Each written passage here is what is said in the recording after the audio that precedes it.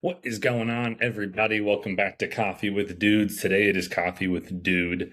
So Matt is doing a High Rocks in Las Vegas, and so today this week we're going to record some solo podcasts, and we'll get back on the both of us train here coming soon. And so you'll see, you got a haircut, and so cut off about as much hair as I could possibly cut off, and we're feeling good.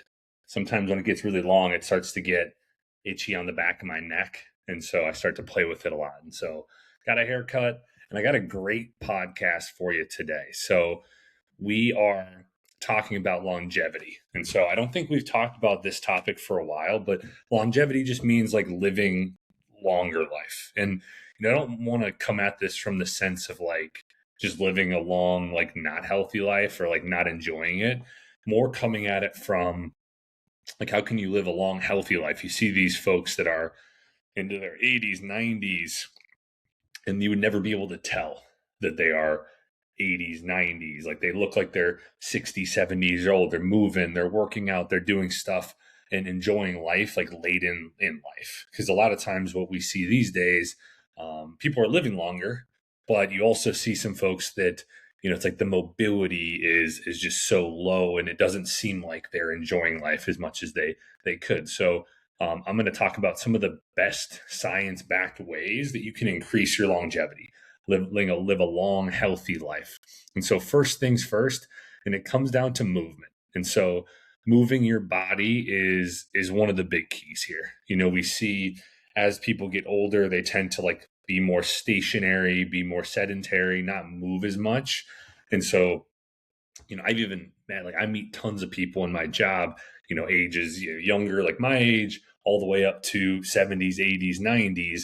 And some of these folks, like you see that like they're older, they're in their 80s, they're in their 90s, and like they're moving so well. And I pick their brain, and a lot of times what they have to say is that they move. Like, it's like, I still walk, I still go to the gym, I do all these things, I never stopped. Well, a lot of people do. And specifically the science says that we want to do zone 2 cardio and strength training when it comes to moving your body. And so zone 2 would be kind of like a brisk walk, just walking at a pretty good speed. And then strength training is just what we talk about on this all the time. It's just lifting weights. But it doesn't have to be always weights. It could be, push-ups, body weight squats, like doing some band workouts, like whatever it is, like move your body every single day and get exercise or get some sort of strength workouts in. And that doesn't have to be every day. Even just like 2 to 4 days a week is going to be something that really helps you, to increase that longevity. Because, for one, strength training, allows you to build muscle, and it also allows you to hold on to the muscle that you have. And that allows your body to burn more calories at rest. And, there's been a lot of studies out there that say that, maintaining that muscle is the most key thing that we can do as we age. We lose muscle at a higher rate as we get older. And so that strength training is a key part. And even walking at a brisk pace, that helps to maintain, the strength of your legs and your lower body. And so that's number one. The second thing is to make sure you're prioritizing your sleep. And so this is something, hand up, that I can say I haven't been as good about. And Marissa and I have been trying to really start to do more and more of this. And there's like something to be said about like that good night's sleep, just how much more energy you have, how much better you feel. But, also what chronic sleep deprivation's been linked to are things like higher cardiovascular risk, insulin resistance, that could lead to things like diabetes, also increased dementia risk, and ultimately a shorter lifespan. So if you can, get 7 to 9 hours of consistent sleep throughout the week, then you are going to help yourself with, regulating your hormones. It allows your body to repair, your immune system to repair. There's something called brain waste clearance. And so it's not something I'm extremely, but this is what the science says. It's something that, just helps mentally, right? It's going to help not only physically with your body, but it helps mentally. Like, you have a clearer mind. Like I find that like for me, when I get my best sleep, it's like I'm thinking clearly, I'm more productive throughout the day, I do better at my job, I'm more inclined to move and work out and get a better workout in, as opposed to like half-assing it and just stopping halfway through. And so it seems to like lead to better decisions, but also the science is way, it's just by far and away like one of the best things that you could possibly do for longevity, for health, for really anything. And then number three here. So again, we got five things on this list, five of the best things that you can do. And it's not earth shattering stuff here. Like this is all stuff that we talk about on a regular basis. And, it's kind of frustrating within this industry of nutrition, health, fitness. It's like a lot of times, like everybody's looking for that magic bullet, right? And I can say I've been there. Like I think a lot of people have been. It's like, how can I get to this body or this goal as quick as I possibly can? And to be honest with you, like that's just, it's not the right approach. It never leads to a sustainable result. A lot of times you see that yo-yoing. You see people get to their goal and then they go all the way back the other direction because they didn't go in a sustainable way. So all these things, they're not earth shattering, but they're also not. They're like very sustainable things to do. And you don't have to go from 0 to 100. You can just start where you're at and meet yourself where you're at and build your way up to some of these things.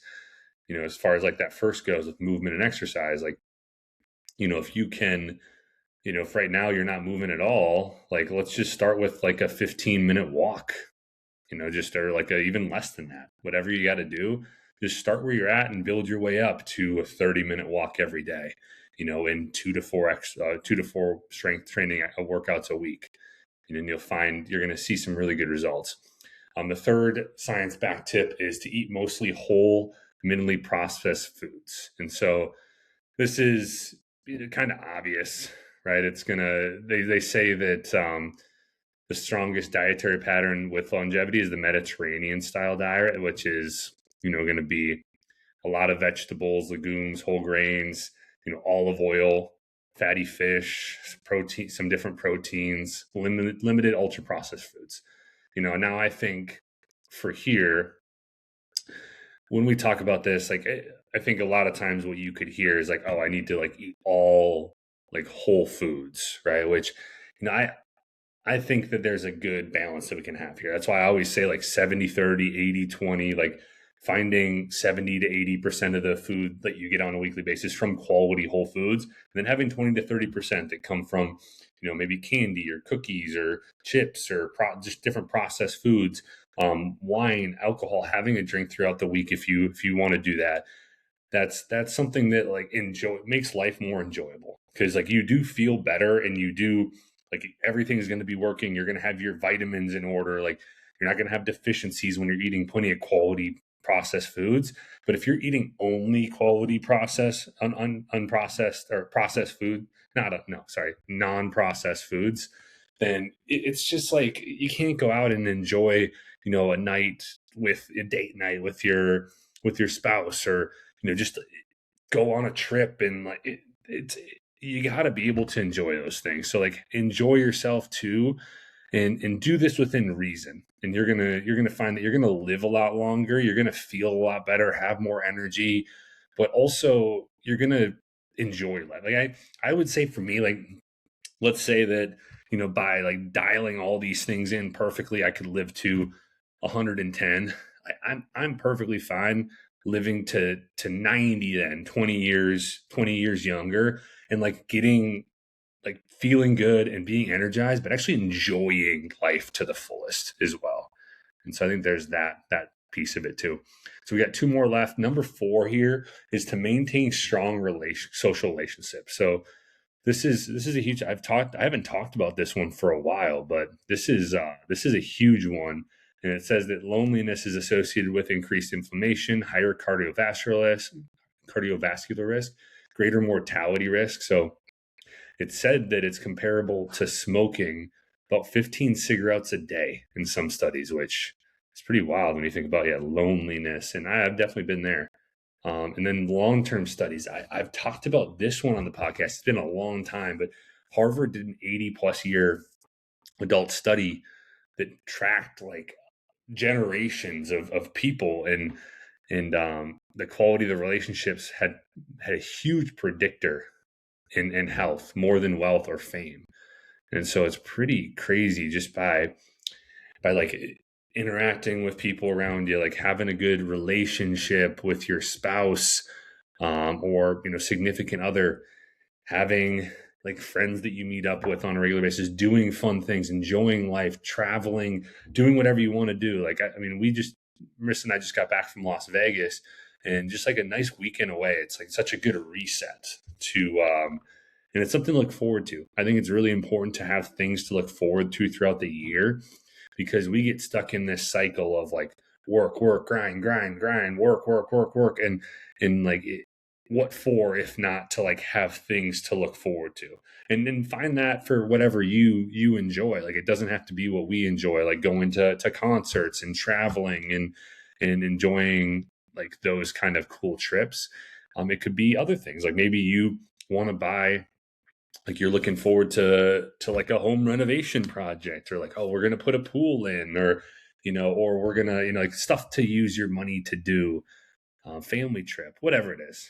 Hopefully you understand what I'm saying there, but that's a good one as well. And the last one on the list, number 5, is to manage your stress and protect your mental health. So this kind of, I feel like, goes hand in hand with a few of these other ones on here, like the strong social relationships and the sleep.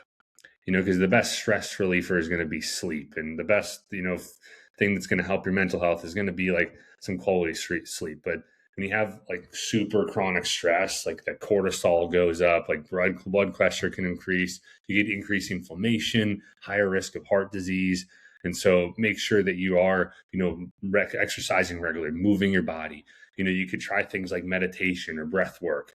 In nature, like you can knock out a few things. Like if you're in trees and nature and wooded areas, like, flowers, stuff like that can decrease, your stress levels and can help there.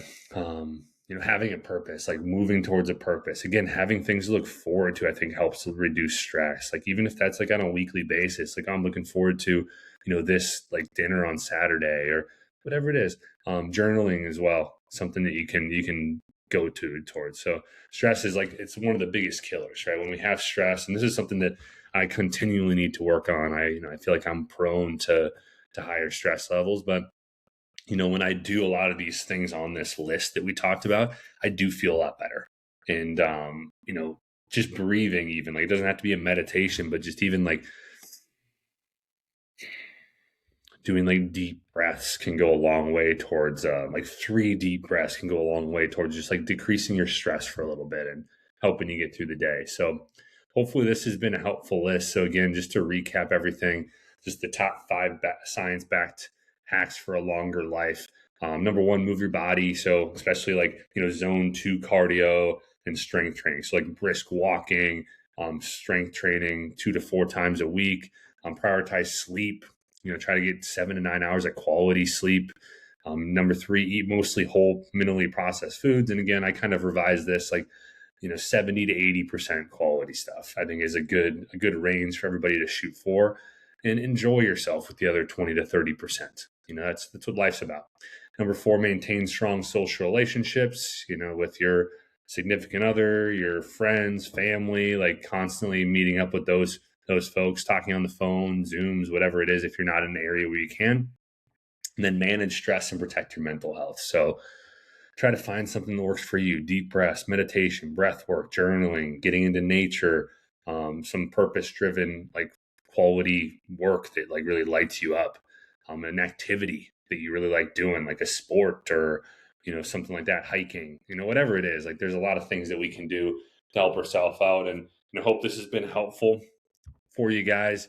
Again, this is a really good one. If you do enjoy this one, to just send to a friend, family member, somebody you think that could benefit from this, send this over to them, and we really appreciate it.